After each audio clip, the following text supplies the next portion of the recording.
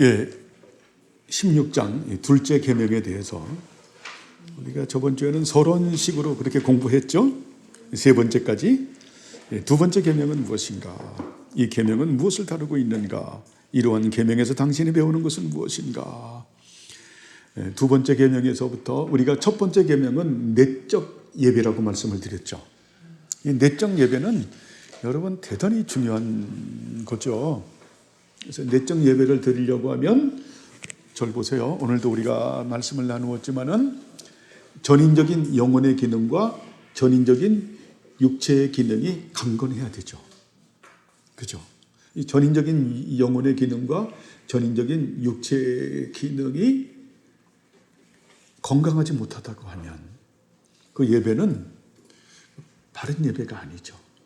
우리는 예배를 드릴 때 전인적인 영혼의 기능과 전인적인 육체의 기능으로 예배를 드리기 때문에 그 부분을 우리는 레브라고 말을 하죠. 예수님께서 내 마음을 다해서, 그걸 헬라어에서는 홀로스 카르디아, 홀로스는 온통 마음을 다해서.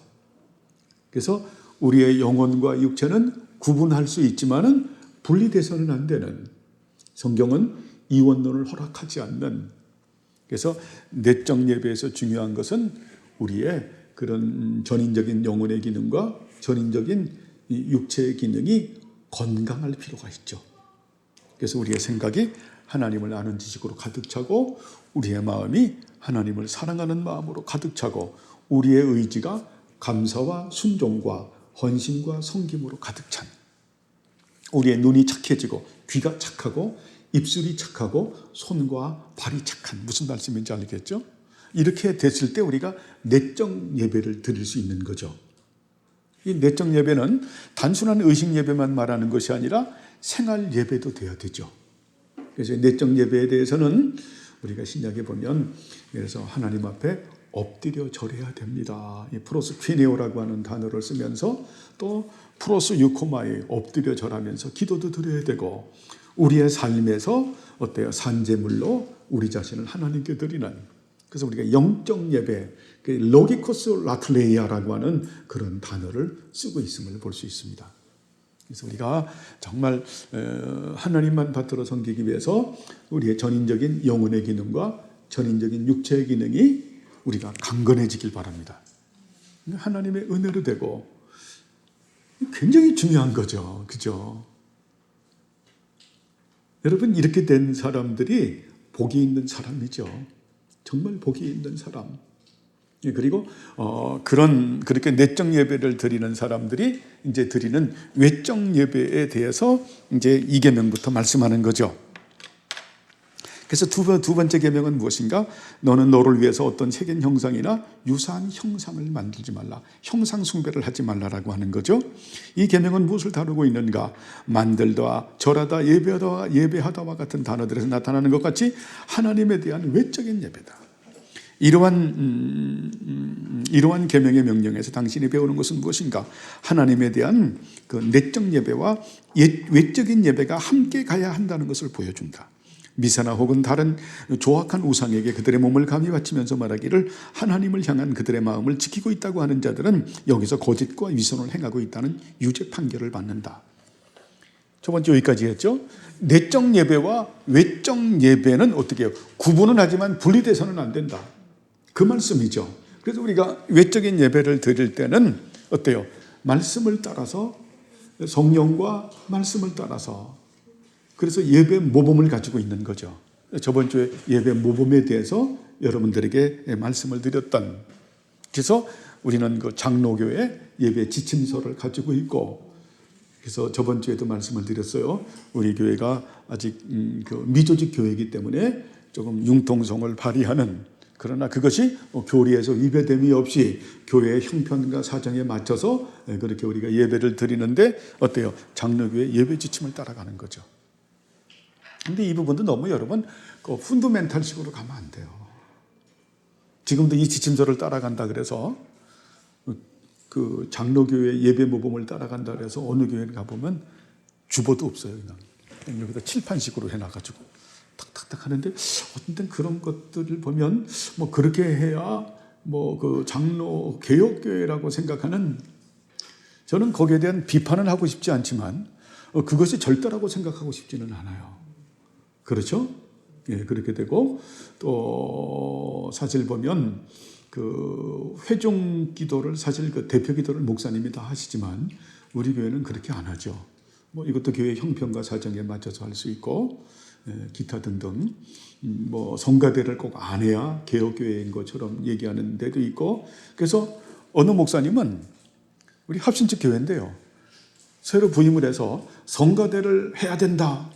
성가대를 하지 말아야 된다라고 하는 것 때문에 질의를 받아가지고 성가대를 한다 그래가지고 교회를 사임시킨 경우도 있어요. 여러분 이건 지나친 거예요. 굉장히 지나친 이것을 우리는 근본주의라고 말을 해요. 여러분 저는 우리 교회도 원칙은 회중 찬송으로 시편송을 짓고 있죠. 우리가 성가대용으로 하지 않잖아요. 그러나 우리가 또 은사 있는 분들을 중심으로 해서 하나님께 영광 찬양 드리는 게 그게 뭐가 잘못됐어요?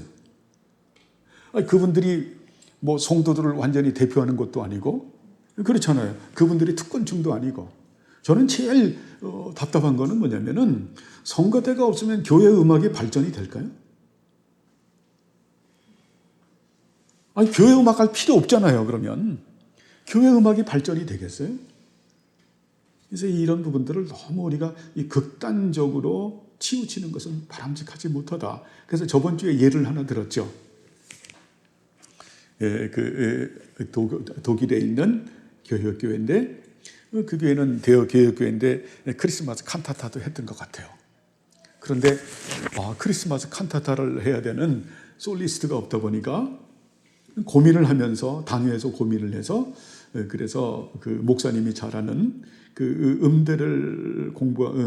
음대를 갖다가 공부하는 그 소프라노를 공부하는 자매에게 부탁을 하니까 우리 교회에서 이번에 칸타타를 하는데 소프라노가 없으니까 자매님 좀 도와주실 수 있느냐 그러니까 흔쾌히 제가 도와드리겠습니다. 당회에다가 말을 하니까 문제가 된 거예요. 어떻게 세례도 안 받은 사람이 하나님 앞에 성가대에서 찬양을 할 수 있겠는가? 한쪽 그룹이 됐고요. 또 한쪽 그룹은 그걸 그렇게 지나치게 엄격하게 그렇게 해서 우리가 하나님께 찬양을 드리는데 이번 늘 하는 것도 아니고 교회 유익을 위해서 한다고 하니까 허락해 줍시다.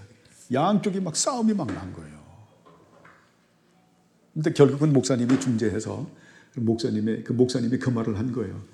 혹시 이 자매를 하나님의 섭리 가운데서 이렇게 해서 크리스마스 칸타타를 하면서 은혜 받고 예수 믿고 계속 우리 성가대에 헌신을 하면 얼마나 좋겠습니까? 하나님은 그렇게도 일하실 수 있는 분입니다.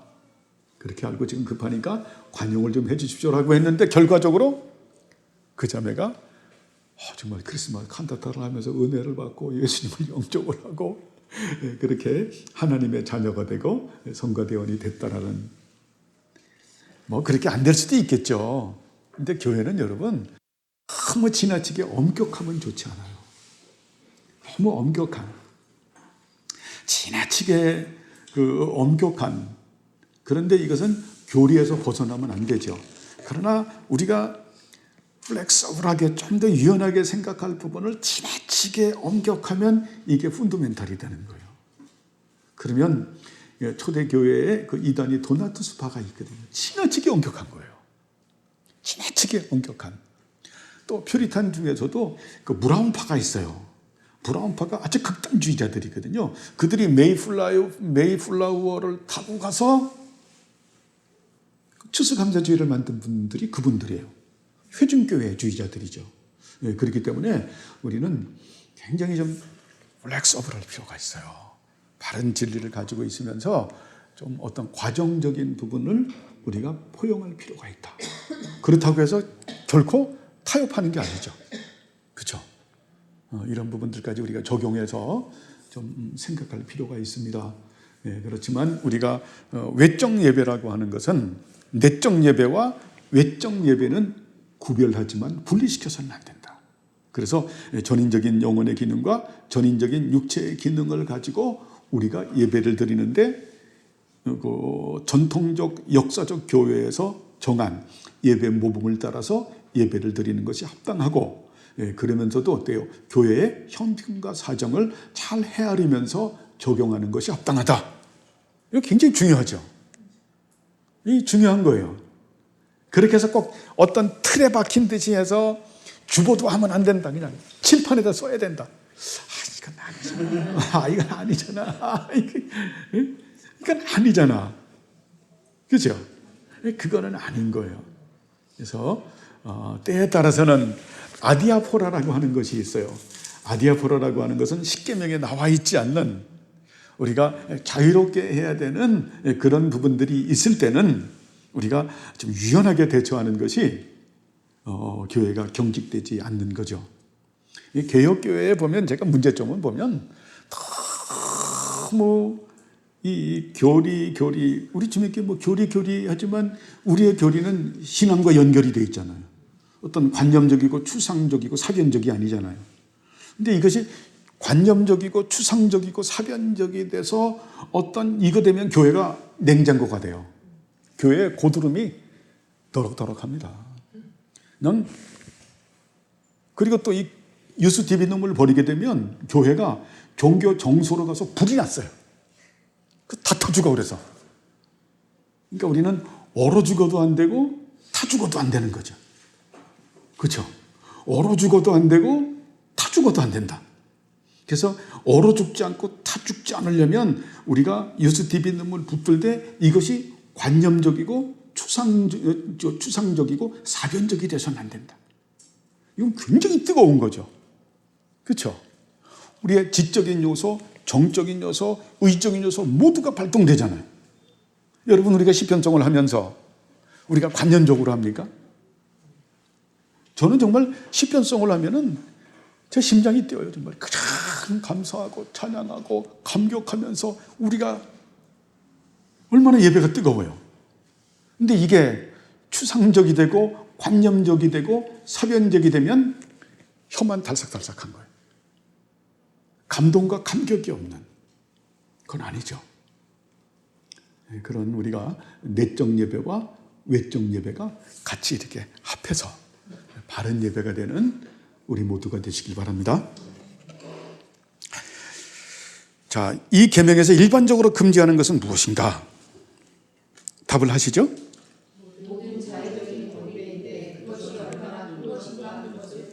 예, 자의적 경배. 그럼 자의적 경배는 무엇으로 이루어져 있는가? 여러분이 답하시죠? 하나님의 어떤 것을 극적으로 경배하는 것, 그리고 그분이 명하신 것 이상의 어떤 다른 방법으로 하나님을 외적으로 경배하는 것이다. 예, 명령하신 것 이상의 어떤 다른 방법으로 하나님을 외적으로 경배하는 것이다. 이 예배 몸을 떠나는 거죠. 우리가 그래서 그 예배 찬송도 지금 시편송 얘기했는데 에베소서 5장 19절에 말씀하는 우리가 하나님께 드리는 신령한 노래는 풋살모스라고 하는 그러한 우리가 그 시편송과 휄노스라고 하는 교리송이거든요.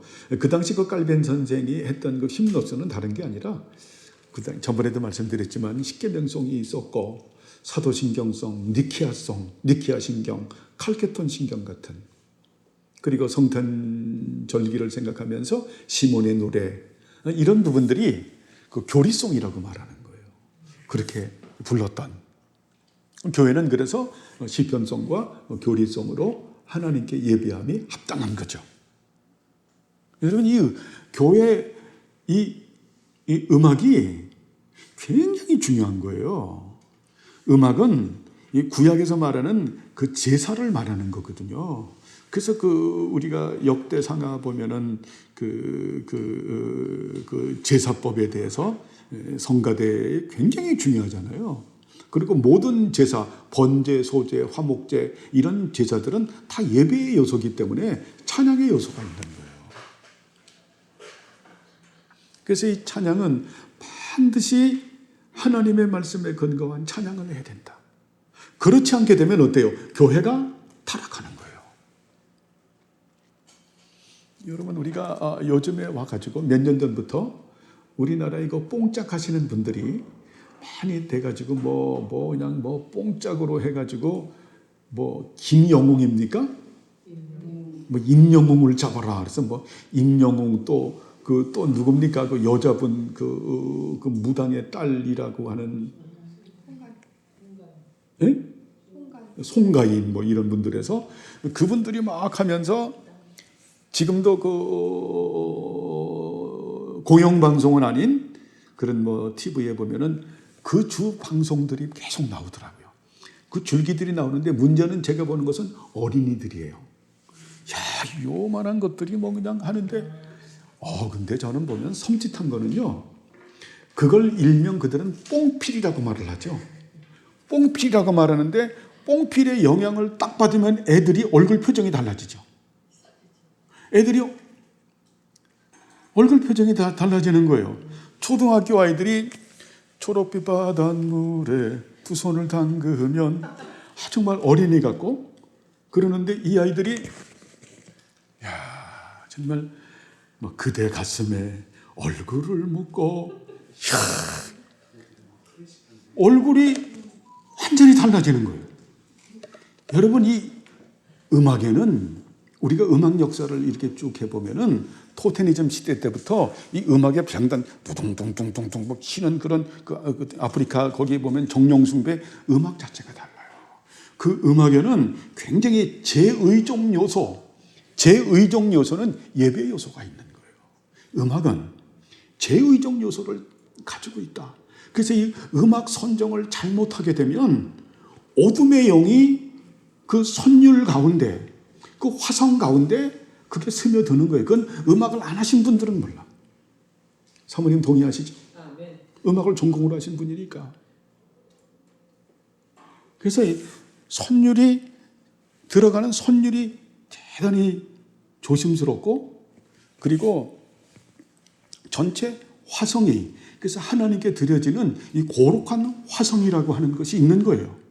그러니까 반드시 이것은 음악을 전공을 하시는 분들이 해야 되는 거죠. 여러분 설교를 하는데 신학을 안 한 분들이 설교를 하게 되면 어떡하겠어요? 퀘이커 교도들이 그렇게 하니까 내가 보고 완전히 고집교리가 되듯이 음악도 마찬가지예요. 음악 과학을 공부해서 연단을 받아서 특별히 교회 음악에 연단을 받은 분들이 곡도 써야 되고 음악도 가르쳐야 되는 거예요. 그런데 그렇게 하지 않는 것은 어때요? 하나님의 뜻이 아닌 거예요. 여러분 어떻게 생각하시나요? 목사님만 신학을 전공해서 그렇게 해야죠. 목사님은. 교회 음악을 다루시는 분들도 정말 철저하게 공부를 해서 그렇게 해서 정확한 선율을 만들고 화성을 만들 줄 알아야 되는 거예요. 왜 그렇게 안 하면 거기에 뭐냐면 음악에는 제의적 요소를 가지고 있기 때문에 어둠의 영들이 들어오는 거예요. 악하고 음란한 영들이. 지금 만들어지는 CCM들 보면 저는 보면 꼭 OST 같아요. 아주 야리꾸리하죠. 야리꾸리. 가사는 비슷하게 붙여놨는데 야리꾸리한. 우리가 지금 찬송가 썼던 공인된 찬송가도 문제시 되는 것은 흑인 영가는 거기서 넣으면 안 되는 부분을 가지고 있는 거예요. 흑인들의 그 음악이라고 하는 것이 그 보면 제의적 요소가 있고 한탄의 요소가 많았기 때문에 안 들어갈 것이 들어간 것에 대해서 근데 그걸 하면 아주 어떡하잖아요. 근데 그게 아닌 거거든요. 그런 게 아닌 거예요. 지금 구모라고 하는 감리교 목사님이 뽕짝을 가지고 와가지고 막 해가지고 지금 막 난리죠. 이게 뽕짝을 붙여놔가지고 이야 여러분 들어보셨나요? 들어보면 막 기도 안 차요. 왜 우리가 이런 부분들을 우리가 조심해야 되는. 그래서 예배는 정말 우리가 예배 모범에 근거해서 예수님께서 말씀하잖아요. 너희들이 신령과 진정으로. 신령과 진정이라는 말씀은 성령님과 말씀을 따라서. 그래서 예배 모범을 이렇게 세우게 된 거예요. 지금 그래서 신종 용어인 열린 예배라고 하는 것도 이것도 굉장히 위험한 요소를 가지고 있는 거예요. 60이 넘으신 분들은 그 부분을 얘기를 해요. 저는 교회 가면 이 열린 예배라고 하는 것 때문에 세상 말로 환장을 하겠습니다. 그럼 뭐가 환장할 일이냐고 물어보면 20, 30대 애들이 나와가지고 뭐 옷 입고 나와가지고 앞에서 그냥 율동하고 뭐 자기들 막 하고 뭐 그냥 막 하는데 우리들 50대 넘은 세대들은 전혀 그게 이해도 안 되고 따라 부를 수도 없고 우리들은 그것이 또 다른 봉인된 음악입니다. 여러분 이건 굉장히 문제예요. 너도 나도 없이 그렇게 따라서 하는 뭐 이런 부분들은 우리가 굉장히 조심해야 되는. 그래서 교회는 반드시 예배 모범을 따라서 우리가 음악을 써도 성경에서 말씀하는 우리가 제가 이번에 했던 역사적 전통과 교리적 전통과 성경적 고찰을 보면서 거기서 객관적으로 역사적으로 검증되고 교리적으로 검증되고 또 어때요? 성경적으로 검증된 그러한 토 위에서 우리가 교회 음악도 선정해야 되고 그게 맞죠, 여러분? 그죠? 맞는 거예요. 교회 음악이 딱 그렇게 잘못되게 되면요, 여러분 이상한 영이 들어와요. 그게 성령의 역사가 아니에요. 성령의 역사가. 그래서 우리는 기독교는 여러분 신비스러운 종교예요. 신비스러운 종교. 우리가 신비스럽지만 이 신비스러움의 은총 가운데서 두 가지가 딱 벌어져요. 신비로 계속 치달으면 그 사람들은 나중에 무신론자가 돼요. 그 신비주의로 가는 거예요. 신비주의는 그 다음에는 어때요? 처음에는 그들도 말씀과 성령님을 따라가요. 그러다가 그들은 경건주의를 형성하죠. 그리고 나중에 무신론자 돼요. 우리는 처음에 다 하나님을 믿는다는 자체가 신비스러움이에요. 그런데 같은 신비에서 출발하지만 반드시 말씀으로 가야 돼요. 그것이 하나님의 역사예요. 말씀으로 가게 되면 정말 열매를 맺고 빌드업이 돼서 하나님의 사람이 돼요. 무신론자가 안 되죠. 여러분 무신론자 된다 그러니까 깜짝 놀라죠. 교회 역사를 보면 그렇게 해서 무신론자가 돼요. 무신론자들은 여러 가지 양태를 띄어요.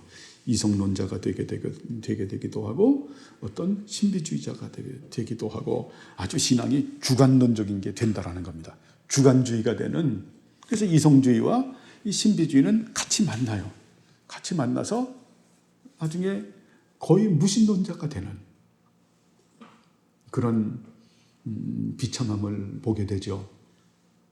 어찌 보면 루터는 종교개혁을 한 위대한 분이지만 지금 루터교라고 하는 것은 어찌 보면 무신론자와 비슷하게 변해져 있는. 그래서 우리가 바른 진리를 따라가는 것은 너무 소중한 것이다. 나답과 아비후가 다른 부를 들이면 안 된다. 여러분 바르지 못한 그런 교리로 신앙생활을 하면 이것은 아닌 거예요.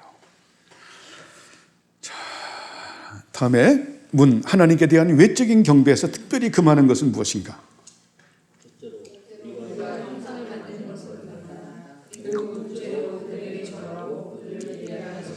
이 토마스 카트라이트 선생님이 이렇게 말하는 이유는 그 당시에 로만 캐톨릭에 대한 말이죠. 그 당시 로만 캐톨릭이 그랬잖아요. 형상을 만드는. 여러분 지금도 유럽의 교회에 가보면요, 예수님 상은 별로 없어요. 다 뭐 성자들의 신상, 마리아 신상, 결국 어때요? 그냥 예수님의 하는 건 조그맣고 나머지는 전부 다 커요. 응? 그래서 이교죠. 그들에게 절하고 예배하는 것을 금지한다. 여러분 분명히 알아야 돼요. 예수 그리스도만이 영원한 대제사장이시고 예수 그리스도만이 유일한 중보자이시죠. 믿습니까? 예수님만이 하나님께 나아가는 길과 진리와 생명 되시고 예수님만이 화목제물이시죠. 어느 누구도 천사도 히브리서에서 천사도 대신할 수 없고 어느 누구도 대신할 수가 없죠. 어떻게 마리아가 그 자리를 대신할 수 있고 어떻게 그 예수님의 제자들을 갖다가 성자, 성인으로 만들어서 성인들이 그 자리를 대신한다고 생각해요. 그렇게 되면 기독교는 미신이 되는 거고 이것은 아닌 거죠. 그죠? 여러분, 근데 우리가 이게 진리 가운데 올바로 서지 못하면 이런 일들이 벌어진다니까요. 아주 우리의 마음과 생각은 굉장히 우상 제조 공장이기 때문에 사람들이 센치해지거든요. 센치해지면 막 이제 예를 들어서 어머니 아버님 돌아가셨어요. 그 어머님이 그렇게 신앙생활을 잘하셨고 사랑이 많으신 권사님이셨어요. 그러면 다 이제 어머님 돌아가셔서 그러면은 그 중에서 그 형제들이 많다 그러면은 그 사랑을 가장 많이 받은 사람들이 막내잖아요. 막내 아들이나 그 막내들이 보면 지금도 어머니께서 우리를 사랑하신 어머니께서 천국에서 우리들을 위해서 품에 안고 기도하실 거야. 울면서 그런 고백들을 자신도 모르게 한다니까요. 이것이 인생의 이게 사람들의 본성이에요. 그러니까 진리를 모르면 종교 정서를 따라가는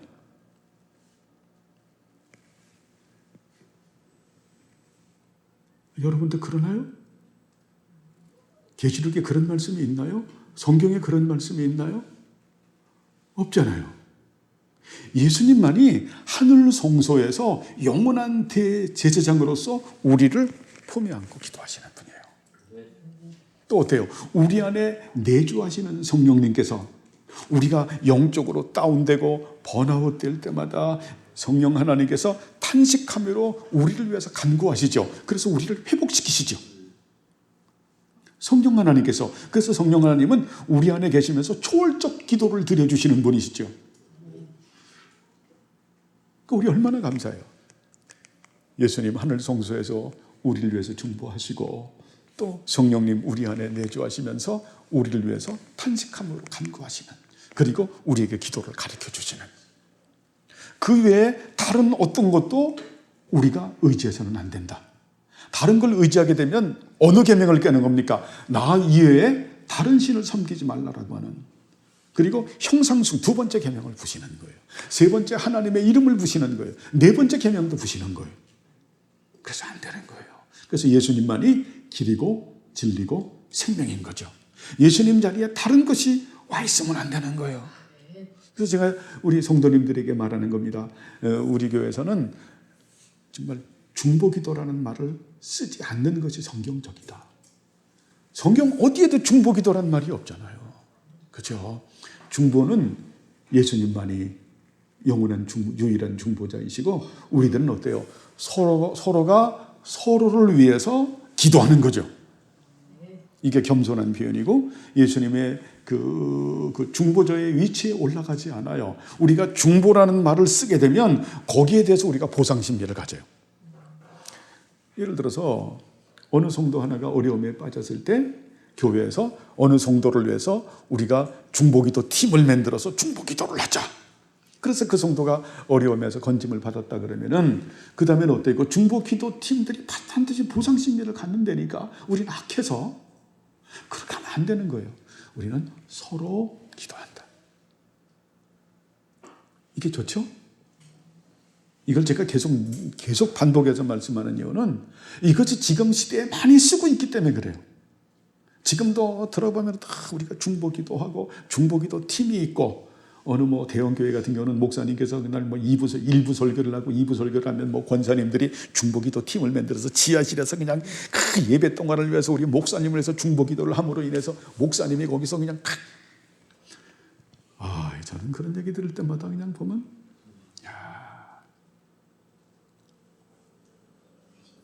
그냥 그러지 말고 그냥 서로 기도하는, 그죠? 이게 얼마나 겸손하고 좋아요. 그러니까 용어 하나를 이렇게 우리가 조심하는 이유는 우린 그만큼 어때요? 타락으로 달려가는 그런 요소를 많이 가지고 있기 때문에 이런 부분들을 우리가 정리해야 된다. 그래서 우리 교회에서는 이 용어가 좋은 것 같아요. 그래서 할 때 여러분들이 저를 위해서 기도할 때도 하나님께서 목사님을 가지시고 은혜를 베풀어 주셔서 주옵소서. 얼마나 좋아요. 하나님께서 목사님을 통하여 그러면 어때? 이것도 굉장히 불경스러운 거예요. 성령 하나님을 목사님 속에 가두어서 목사님이 주체가 되고 성령 하나님이 어때요? 쓰임받는 도구가 되는 이런 일이 벌어질 수 있기 때문에 우리가 항상 하나님께서 목사님을 가지시고 우리 성도들을 가지시고 우리 장로님을 가지시고 이런 표현이 하나님 앞에 겸손한 용어고 우리가 그분을 드높이는 그런 부분들이죠. 그래서 우리가 이런 부분들을 우리가 조심해서 용어도 쓰는 것이 합당하다라고 봅니다. 자, 문제 다음에 왜 이 부분이 그토록 크게 표현이 되는가?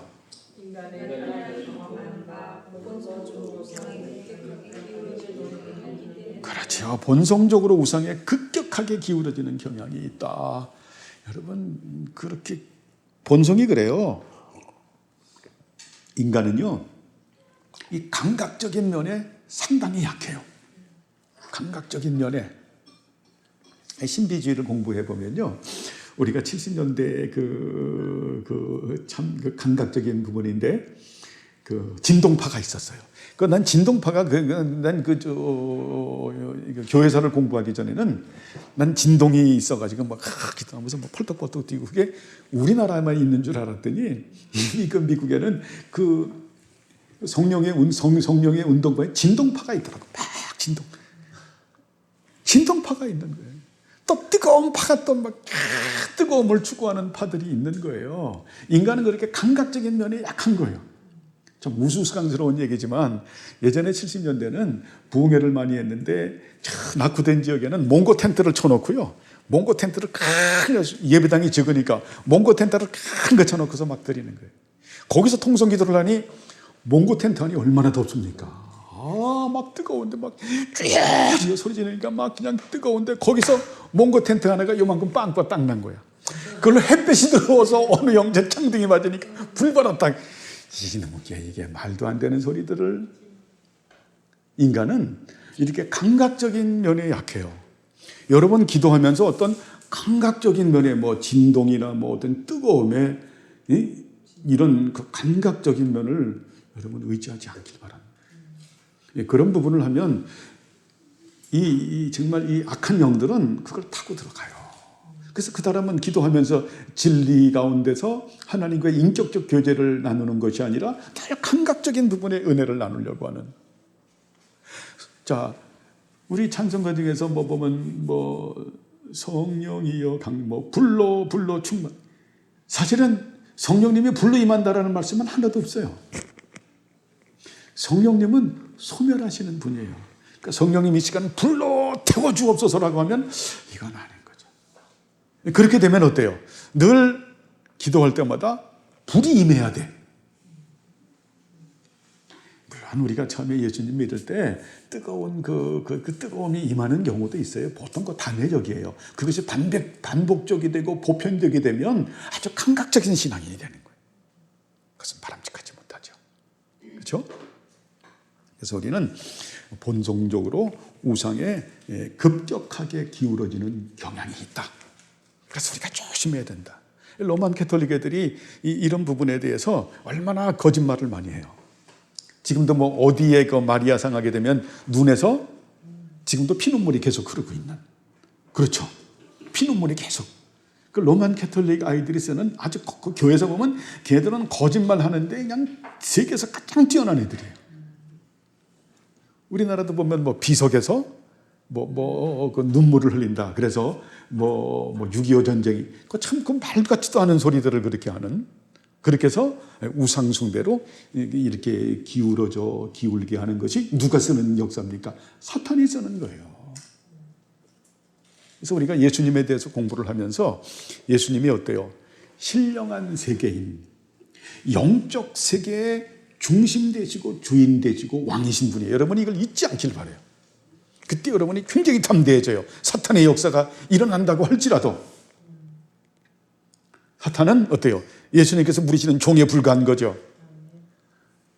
그걸 보고 그냥 이런 지식이 없다 보니까 그냥 너무 지나치게 두려워할 필요가 없다라고 하는 겁니다. 그리고 이런 우상으로 급격히 기울어지는 경향이 있기 때문에 그래서 우리들은 그 감각적인 면을 조심해야 된다. 다음에 이 계명에 의해서 모든 형상들이 불법적인 것이 되는가? 그렇죠?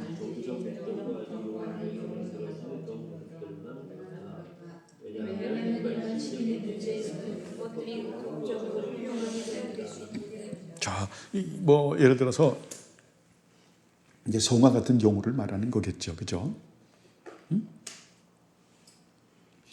단지 종교적인 목적과 이용을 해서 만들어진 건 그것들만 그렇다.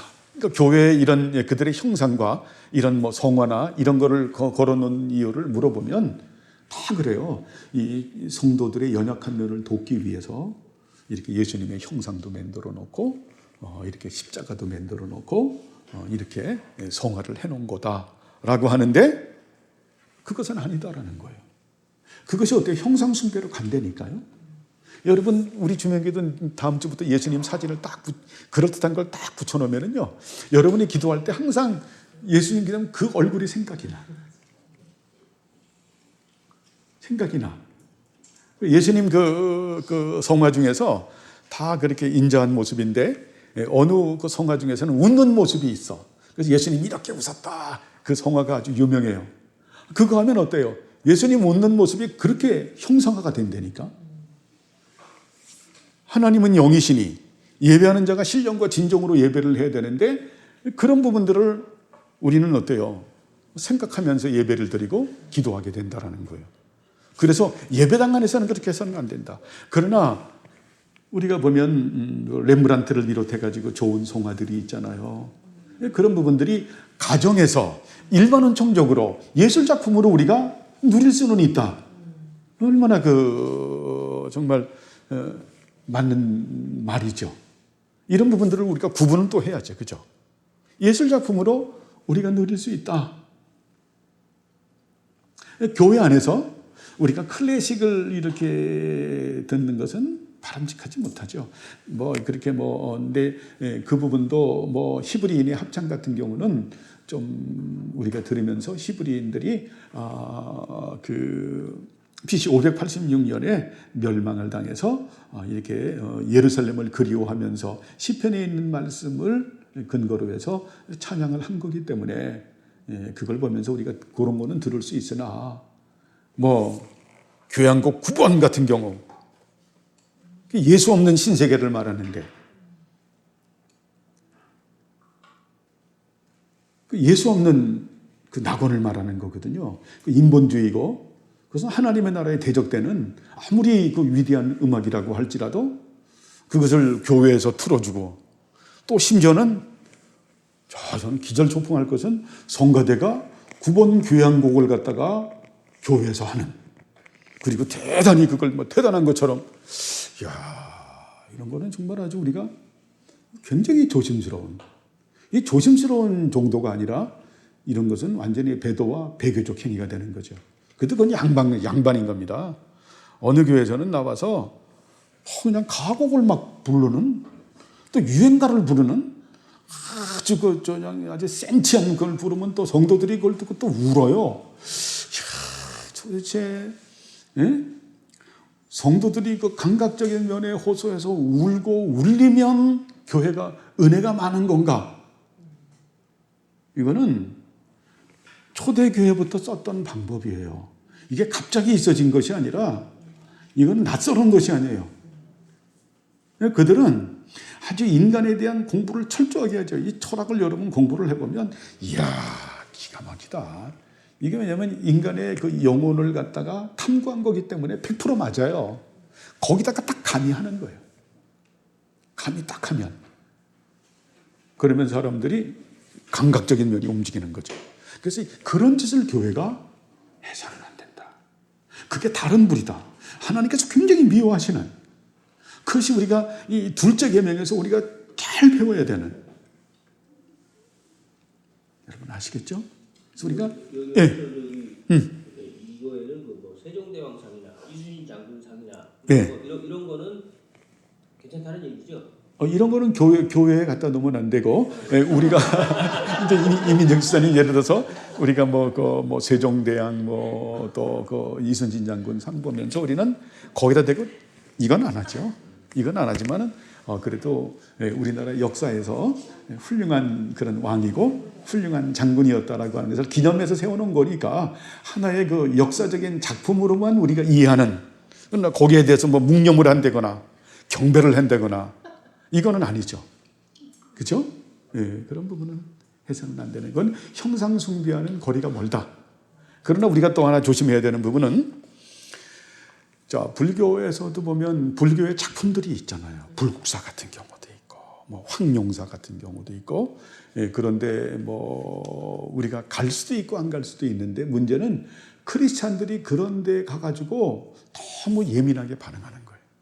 예민하게 반응해서 뭐 거기서 뭐 그것을 파괴한다거나, 예? 파괴한다거나, 그리고 이들의 그런 불교의 그런 그 영적인 기운을 약하게 하겠다 그래서 크리스찬들이 손을 탁 잡고서 땅 밟기. 예? 자, 뭡니까? 여리고성을 무너뜨린 것처럼 그걸 본받아서 땅 밟기를 하면서 이런 거는 굉장히 그 정말 바람직하지 못한 행동이죠. 여러분, 우리는 불교 쪽에 가서도 불교 문화에는 우리가 좀 넉넉할 필요가 있죠. 저 우상은 아무것도 아니잖아요. 우리가 공부했잖아요. 그 말씀하잖아요. 그 돌 가지고 해놓고서 너희들이 나무로 해놓고서 너희들이 밥도 해먹지 않느냐. 그건 우상은 아무것도 아니다. 그치? 아무것도 아닌데 그 시대적으로 했던 그 작품에 불과한 것이다. 불교 작품이구나 하고 그 정도 선에서 넘기는 게 좋아요. 거기에 무슨 영험한 기운도 없는데 거기에다 대고서 뭐 사탄아 물러가라 뭐 그러고 뭐 그냥 별짓을 그 당군상 그래서 그 깨트리는 분들의 그 문제가 되는 그 상에 무슨 그게 영험한 기운이 있고 거기에 무슨 신적인 게 있어요. 그냥 놔두세요. 그냥 놔둬도 아무것도 아닙니다. 그거는 그거 가지고 그거 해가지고 예? 그런다고 하나님이 칭찬하겠어요? 그런다고 하나님께서 너 기도원이다 그러겠어요? 참 우리는 그런 부분들을 너무 이렇게 레디컬하게 생각하면 안 되고 기독교인들은 좀 넉넉해야죠. 넉넉해야 되잖아요. 하나님께서 사탄 때문에 이마사를 찌푸리는 경우가 없다. 단지 우리 말씀에 근거해서 그들을 향해서 우리가 절을 하지 않는다. 그죠? 형상 숭배를 하지 않는다. 이 정도까지만 하는 거죠. 일반 은총도 우리가 존중하자. 자, 여기에서 당신이 생각하는 것은 무엇인가?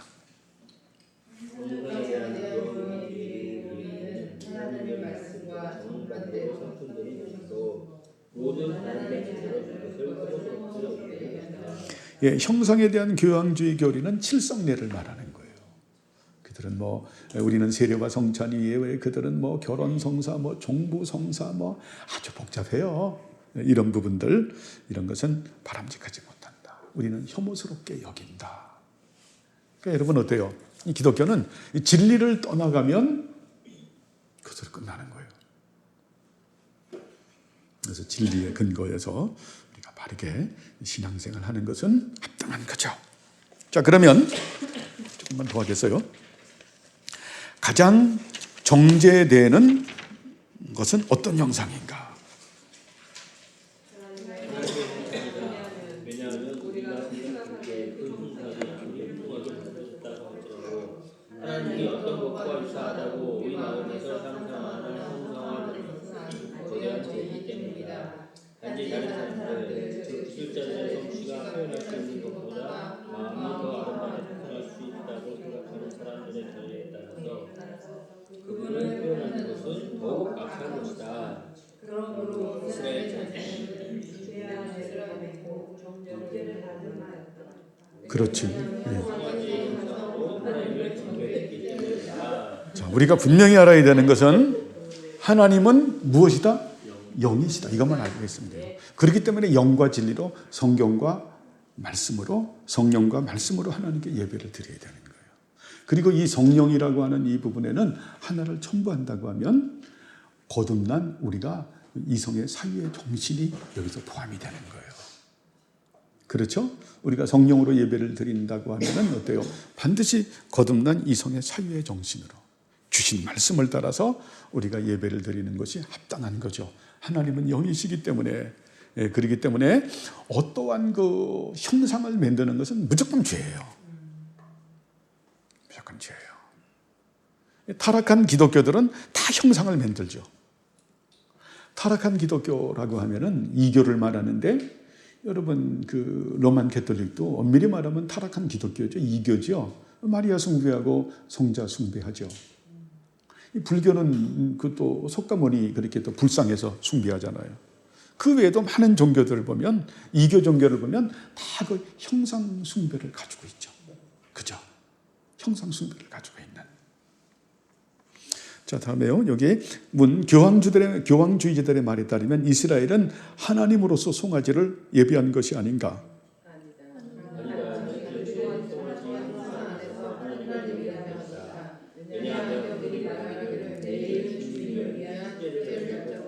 그렇죠. 송아지 형상 안에서 하나님을 예배한 거죠. 그죠? 우리 이래서 안 되는 거예요. 응? 단지 이스라엘이 하나님을 송아지로 예배, 이것이 아닌 것이 송아지 형상 안에서 하나님을 예배한 것이기 때문이다. 왜냐하면 그들이 말하기를 내일은 주님을 위한 축제를 열자고 했기 때문에 그렇다. 그래서 그들은 이것을 어디서 배웁니까? 애굽에서 배우잖아요. 아피스 신을 배우는. 그렇죠? 자, 다음 것까지 그렇게 하겠습니다. 어떤 점에서 그들이 그렇게 중대한 죄를 범했는가? 자신의 손으로 만든 것으로 하나님의 지체를 아니하고 하나님이 수 없는 그들의 우상과 그분을 할 것이라 생각했다. 하나님은 그의 선지자들의 손에 말씀하시기를 너는 더 이상 나를 바로 부르지 말라고 하셨다. 그러므로 교황주의자들이 하는 것과 같이 우상에게서 하나님의 지체를 옮기는 것은 불가능한 것이다. 이걸 한마디로 정리하면요, 말씀에서 벗어난 예배는 이거는 불경건한 예배죠. 그죠? 말씀에서 벗어난 예배는 안 되는 거예요. 말씀에서 벗어나는. 그래서 하나님은 영이시니 예배하는 자가 성령과 신령과 진정으로 바로 성령님과 말씀을 따라서 예배해야 된다. 이것은 대단히 중요한 거죠. 그래서 이 성령님의 은혜가 없으면 예배가 안 되죠. 그렇죠? 성령님의 은혜가 없으면. 또 성령님께서는 무엇을 가지고 역사하세요? 말씀을 가지시고 역사하는 거예요. 자, 이 부분까지 하는데 마지막 조금 핀트에서 벗어나는 것 같지만 이 부분을 하나 또 여러분들에게 우리가 강조하는 것은 성령님의 사역 중에서 성령님은 우리에게 감동 감화하시죠. 그리고 어때요? 성경을 가지시고 우리를 사도 바울의 논리를 정리하면 가르치시고, 자, 가이드하시고, 또 뭡니까? 인도하시고, 또 아고우라고 인도하시고, 또 보호하시고, 능력을 주시죠. 다 말씀을 가지시고. 성령님은 말씀을 가지시고 역사하시고, 때에 따라서는 말씀 위에서도 역사하시죠. 대단히 중요한 건데 그게 감동과 감화인데 우리가 이 감동 감화하는 부분에서 우리가 이 말을 쓸 때 조심할 게 있어요. 저도 과거에 그런 말들을 그냥 어떻게 썼는데 요즘은 굉장히 자제하는데 하나님이 나에게 말씀하셨습니다. 감동 감화라고 하는 부분이죠. 우리는 분명히 알아요. 그렇죠? 저는 우리 성도님들이 어떤 그 감동과 감화 받은 부분을 저에게 말씀해 주실 때 저도 그랬으니까. 그래서 하나님이 나에게 말씀하셨습니다. 그것을 감동 감화한 것을 말씀하셨습니다라고 표현하는 때가 있어요. 그죠? 저도 그런 적이 많으니까 감동 감화하는, 저도 성령님께서 감동 감화하시는 믿음의 비밀이거든요. 이거는. 그래서 우리가 사도 바울이 그 집사들의 자격을 말하면서도 그런 그 집사들의 그 사명을 잘 감당하는 자들은 믿음의 비밀이 많아진다라는 그런 표현을 쓰죠. 성령님의 감동 감화의 은혜를 말하는 거예요. 여러분들이 표현을 할 때는 성령님께서 감동 감화하셨다라고 하는 표현이 좋고 하나님이 나에게 말씀하셨습니다라고 하는 표현을 하게 되면 저는 우리 교회에서는 이해를 해요.